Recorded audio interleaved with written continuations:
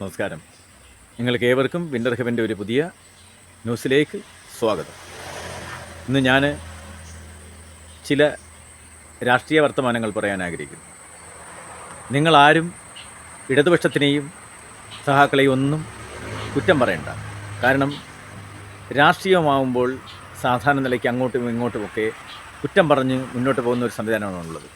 പക്ഷേ കുറ്റം പറയാതെ നമുക്ക് അവരവർക്ക് തന്നെ നമ്മുടെ രാജ്യത്തിന് വേണ്ടി, സംസ്ഥാനത്തിന് വേണ്ടി എന്ത് ചെയ്യാൻ കഴിയും എന്ന് ആലോചിക്കണം.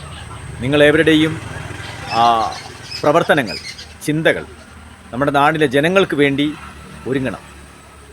ഇപ്പോൾ ഒട്ടനവധി ആരോഗ്യ മേഖലയിലെ പ്രശ്നങ്ങൾ നമ്മളറിഞ്ഞു. അതുപോലെ തന്നെ സാമ്പത്തിക മേഖലയിലെ സാമ്പത്തിക പരാധീനതകൾ അറിഞ്ഞു.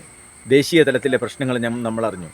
പക്ഷേ ഈ ദേശീയ പ്രശ്നങ്ങളും സംസ്ഥാന തലത്തിലെ പ്രശ്നങ്ങളുമൊക്കെ നിലനിൽക്കവേ നമുക്ക് ചിന്തിക്കുവാൻ പോലും കഴിയാത്ത നിലയിലേക്ക് സാമ്പത്തിക അടിത്തറ നശിച്ചുകൊണ്ട് കേരളവും മറ്റ് സമ്പദ് വ്യവസ്ഥയും താറുമാറായി പോയിക്കൊണ്ടിരിക്കുകയാണ്. പക്ഷേ പണക്കൊതിയന്മാരായ ചില രാഷ്ട്രീയ നേതാക്കന്മാരുണ്ട്.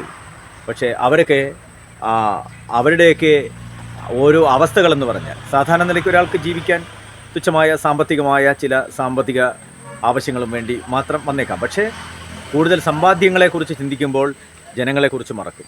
ഐ ലവ് മൈ ഫാമിലി എന്ന തിയറി മാറ്റിപ്പിടിക്കേണ്ട സാഹചര്യം ആയിരിക്കുകയാണ്. ഐ ലവ് മൈ ഫാമിലി എന്ന് പറയുന്നതിനേക്കാളും നല്ല ഒരു പൊതുപ്രവർത്തകൻ ഐ ലവ് മൈ സൊസൈറ്റി എന്ന് പറയാൻ ശീലിക്കണം. അവർ എപ്പോഴും മറ്റ് സമൂഹത്തിലെ സാധാരണക്കാർക്ക് വേണ്ടി ജീവിക്കണം, സാധാരണക്കാർക്ക് വേണ്ടി ശബ്ദിക്കണം. ആ തരത്തിലേക്ക് നമ്മൾ മുന്നോട്ട് പോയാൽ മാത്രമേ നമുക്ക് ഒട്ടനവധി പേര് ഞങ്ങളെയൊക്കെ കഴിഞ്ഞ കാലങ്ങളിലൊക്കെ കുറ്റപ്പെടുത്തിയിട്ടുണ്ട്. പല കുറ്റപ്പെടുത്തലുകളും കഴിഞ്ഞ് ഞങ്ങൾ മുന്നോട്ട് പോകുന്നുണ്ട്. പക്ഷേ ഇന്ന് ആരോടും പരിഭവമില്ല, പരാതിയില്ല, ഒന്നുമില്ലാതെ നമ്മളുടെ ജീവിതത്തിലെ ശരികളേത് എന്ന് മനസ്സിലാക്കി ഞങ്ങൾ മുന്നോട്ട് പോകുന്നു. മദ്യത്തിനെതിരെ ഒരുപാട് ക്യാമ്പയിനുകൾ നമ്മൾ നടത്തി. കാരണം ഞാൻ മദ്യത്തിനെതിരാണ്, മയക്കുമരുന്നിനൊക്കെ എതിരാണ്. നമ്മൾ അത് കില്ലർ ഡ്രഗ് വിഭാഗത്തിൽപ്പെടുന്ന ഒന്നിനോടും നമ്മൾ യോജിക്കുന്നില്ല. കില്ലറാണെങ്കിലും അല്ലെങ്കിലും മദ്യം എന്ന് പറയുന്നത് വേദഗ്രന്ഥങ്ങളിൽ പറഞ്ഞിരിക്കുന്നത് പോലെയൊക്കെ നമ്മുടെ ആരോഗ്യത്തിന് ഹാനികരമായിരിക്കുന്ന കാര്യങ്ങളിൽ നമ്മളത് പാടില്ല. ആരോഗ്യം എന്ന് പറയുമ്പോൾ പൊതുജനാരോഗ്യമുണ്ട്, സാമൂഹിക ആരോഗ്യമുണ്ട്. നമ്മളെ വ്യക്തിപരമായി വരുന്ന പ്രശ്നങ്ങളെന്ന് പറഞ്ഞാൽ പൊതുജന ആരോഗ്യമാണ് മെയിനായിട്ട്. പക്ഷേ നമ്മൾ പൊതുജന ആരോഗ്യം നമ്മൾ നോക്കുന്നതോടൊപ്പം സാമൂഹികമായ ആരോഗ്യം കൂടി നോക്കണം. നമ്മൾ മറ്റുള്ളവരെ എങ്ങനെ സംരക്ഷിച്ച് മയക്കുമരുന്നിൽ നിന്നെല്ലാം രക്ഷപ്പെടുത്തി കൊണ്ടുപോകാൻ കഴിയുമെന്ന് നമ്മൾ ചിന്തിക്കണം. നമുക്ക് മുന്നോട്ട് പോകാൻ ഒരുപാട് വഴികളുണ്ട്.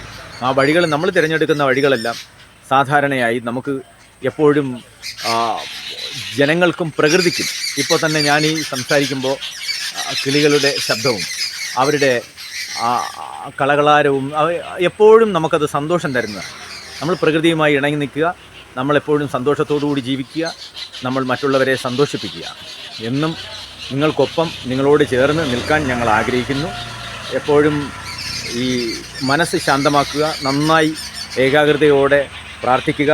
പഠിച്ചു വരുന്ന അടുത്ത തലമുറയൊക്കെ നന്നായി അവരെപ്പോഴും എന്ത് ചെയ്യാം, ശാന്തമായി ഇവരെപ്പോഴും പഠനത്തെക്കുറിച്ചും എപ്പോഴും നമ്മളുടെ ഏകാഗ്രത നമുക്ക് ലഭിക്കുന്നത് ദൈവചിന്തയിലൂടെയാണ്. കുറച്ചൊക്കെ നമ്മൾ ദൈവികമായി ചിന്തിക്കുക, ദൈവത്തിന് വേണ്ടി ജീവിക്കുക.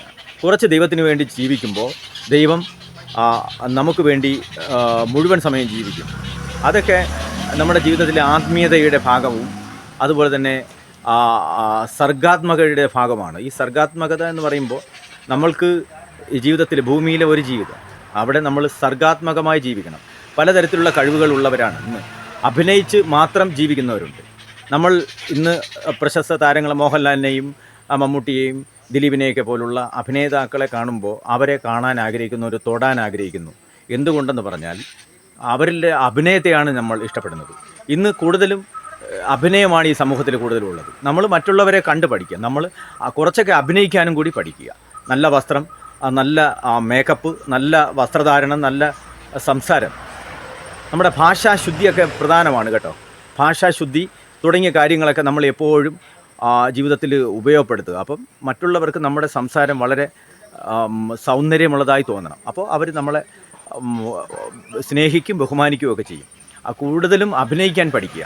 അഭിനയിക്കാൻ പഠിക്കുമ്പോഴുള്ളൊരു നേട്ടമെന്ന് പറഞ്ഞാൽ അഭിനയിക്കുന്നവരെ നാളെ ഇന്ന് ഏറ്റവും നല്ല ഒരു അഭിനേതാവായിട്ടുള്ള ഒരാളിന് സംസ്ഥാനത്തിൻ്റെ മുഖ്യമന്ത്രിയുടെ തൊട്ടടുത്ത കസേരയാണ്. നിങ്ങളെല്ലാവരും അഭിനയിക്കാൻ പഠിക്കുക. അഭിനയം എന്ന് പറയുന്ന ജീവിതത്തിലുടനീളം അഭിനയിക്കണമെന്നല്ല, പെരുമാറ്റത്തിൽ അഭിനയം, നന്നായി സംസാരത്തിൻ്റെ അഭിനയം, നമ്മൾ ജീവിതത്തിൽ നേട്ടങ്ങളുടെ പുറകെ പോകുമ്പോൾ അതിനെല്ലാം അഭിനയം വേണം.